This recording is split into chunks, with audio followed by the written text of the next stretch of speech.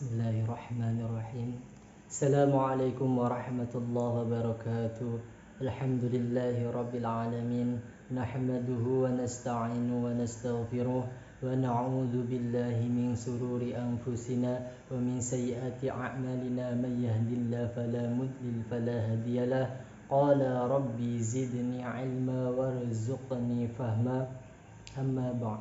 Yang saya hormati kepada Profesor Dr. ITSNU Lampung, yang saya hormati kepada para rektor ITSNU Lampung, yang saya hormati kepada seluruh dosen ITSNU Lampung, khususnya Bapak Alif Ilham Akbar Fatriansa MSA, dan tak lupa juga dengan teman-temanku yang insya Allah tetap diberikan kesehatan jasmani maupun rohani.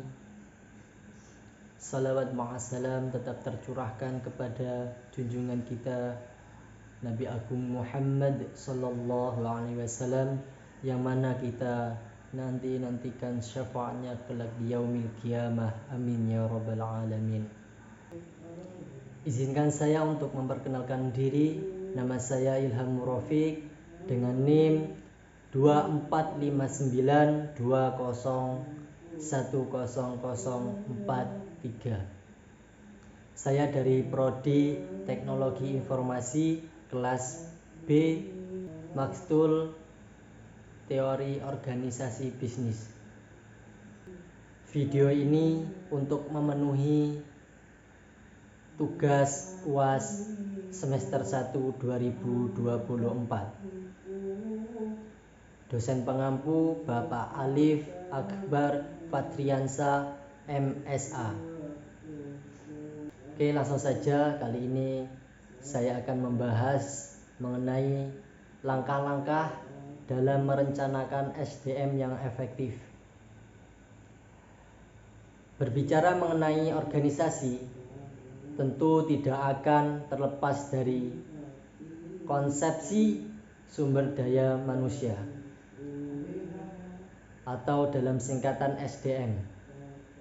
Berdasarkan beberapa literatur, dapat dikatakan bahwa SDM sebagai organisasi adalah aset atau unsur yang paling penting di antara unsur-unsur lainnya. SDM sangat berpengaruh signifikan terhadap keberhasilan pencapaian tujuan organisasi. Kita perlu ketahui, efektif yaitu berarti berhasil atau mencapai tujuan yang diinginkan dengan cara tepat dan efisien. Perkembangan terbaru memandang SDM bukan sekedar sebagai sumber daya saja, selain lebih sebagai modal atau aset sebagai institusi atau organisasi. Oleh karena itu kemudian muncul istilah baru, SDM dilihat bukan sekedar sebagai aset utama, tetapi aset yang bernilai dan dapat dilipat gandakan dan dikembangkan untuk kebutuhan organisasi.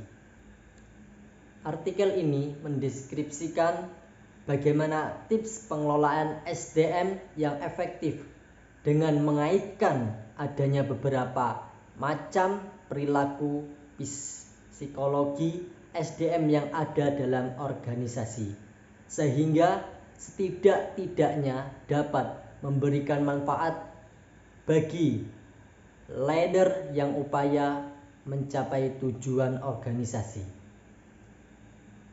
Mengenal sebagai tips kepribadian manusia, pada dasarnya setiap orang memiliki kepribadian yang berbeda suatu sama lain.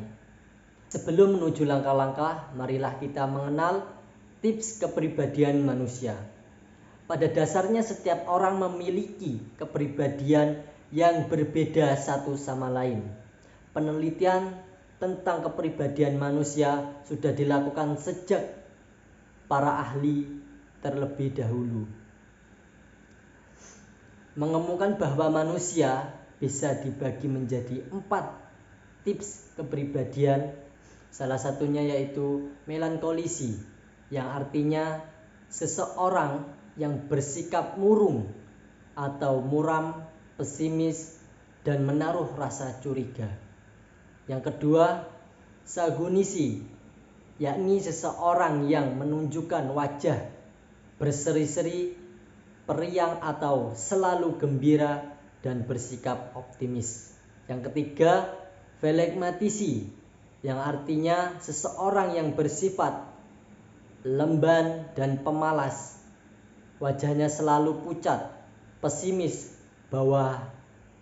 bawaannya tenang, pendirinya tidak mudah berubah.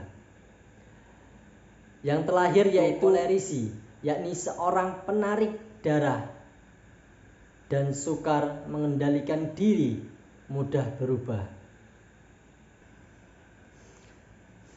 Dan masih banyak lagi tipe-tipe kepribadian yang ditemukan oleh para ahli sejak zaman dahulu hingga sekarang. Perbedaan orientasi dalam menafsirkan kepribadian membuat teori yang dihasilkan oleh mereka mengenai tipe-tipe kepribadian yang lain juga berbeda.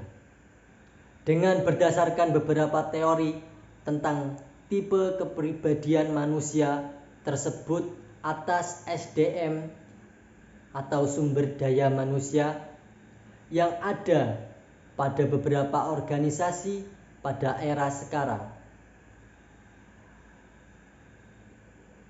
Tipe-tipe kepribadian tidak jauh menjadi 4 tipe sumber daya manusia, yaitu yang pertama tipe konstruktif, yang kedua tipe rutin, yang ketiga tipe impulsif, yang keempat tipe subversif,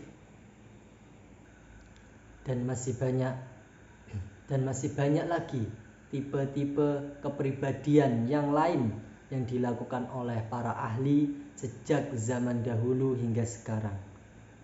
Perbedaan organisasi dalam menafsirkan kepribadian membuat teori yang dihasilkan oleh mereka tentang tipe-tipe kepribadian juga berbeda.